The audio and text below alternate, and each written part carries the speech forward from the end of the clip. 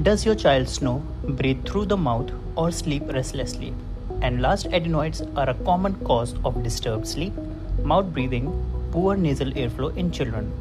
Coblation adenoidectomy allow a precise removal of enlarged adenoids with minimal tissue damage, less post-operative discomfort, reduced bleeding, and faster recovery, helping children breathe better, sleep better, and thrive. So early diagnosis can make a significant difference in a child's growth, behavior, and overall well-being.